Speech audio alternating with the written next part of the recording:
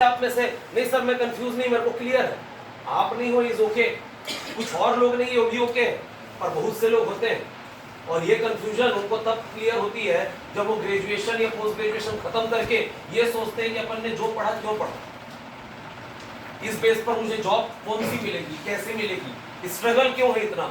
और आप बेरोजगार या अनएम्प्लॉयमेंट या ये सारी बातें जो मार्केट में चल रही है कि भाई मैथ्स वाले इंजीनियरिंग करके बेरोजगार घूम रहे हैं, बायो वालों को मेडिकल में सीट नहीं मिल रही है, बहुत सी बातें हैं और तुम लोग जानते भी होगे। अगर तुम्हारे बड़े भाई बहन कुछ है, कोई बोलता है एग्रीकल्चर में स्कोप है तो मैथ्स वाले मुंह उठा के एग्रीकल्चर में चल देते हैं, कोई बायो वालों का ये बोल देता है कि यार कोई मतलब नहीं, डॉक्टर बनना सपनों की बात है, नहीं हो सकता तू नर्स बन। वो नर्सिंग करते तब उनको पता चलता है कि नहीं इतना टफ नहीं था, एमबीबीएस किया जा सकता है। एक्चुअल में हम केवल सुनी सुनाई बातों पर जाते हैं, हम ये कोशिश ही नहीं करते कि हम रूट्स तक जाके चेक करें कि मामला क्या है।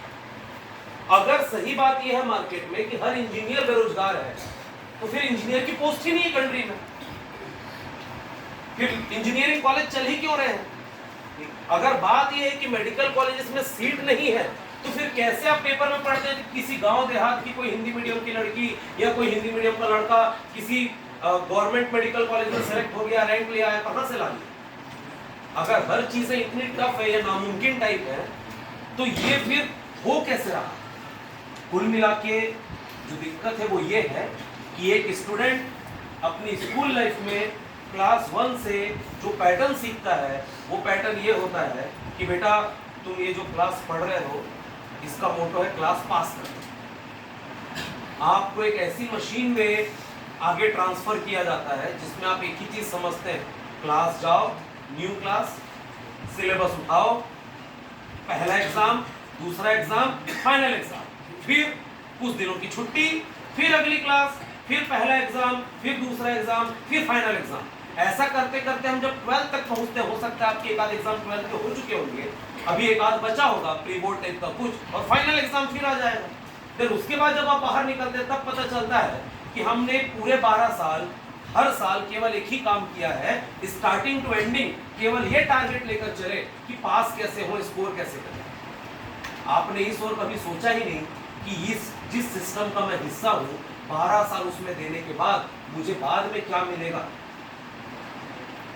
मैं स्कूल लाइफ खत्म करके जब अपने कैंपस से निकलूंगा, अपने घर जाऊंगा, अपने नेटिव प्लेस जाऊंगा, जहां जाना वहां जाऊंगा, तो मैं क्या बताऊंगा कि मैं क्या थॉट्स लेकर आया हूं, मेरे पास अपकमिंग प्लान्स क्या हैं। और अगर आपके पास अपकमिंग प्लान्स नहीं होते हैं तो लोग मिसगाइड होते हैं। जैसे एक बात बता रहा हूं, एक सोच थी जवाहर नवोदय विद्यालय के प्रति, मैं आपके स्कूल में इसलिए आप ही के स्कूल की बात करूंगा, कि ऐसे बच्चे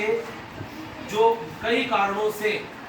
सुपीरियर एजुकेशन से दूर रहते हैं उनको सीबीएसई स्ट्रीम में लाकर एक अच्छी एजुकेशन प्रोवाइड किया जाए और साथ ही साथ उनको यहाँ पर रहने इत्यादि की फैसिलिटी भी दी जाए, सो दैट दूर दराज के बच्चों को भी कोई दिक्कतें ना हो, आराम से आए रहे, एक कल्चर सीखें, मेन स्ट्रीम में अपने आप को कनेक्ट कर सके। सही बात है।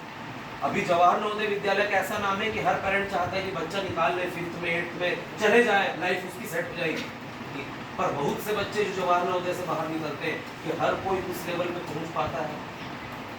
नहीं। और बात केवल आपकी स्कूल की नहीं, मैं हर स्कूल की बात पकड़ूंगा। आप बड़े से बड़े सीबीएसई बोर्ड की स्कूल की बात कर लो जो लाख 1.5 लाख फीस लेते हैं, आप छोटे से छोटे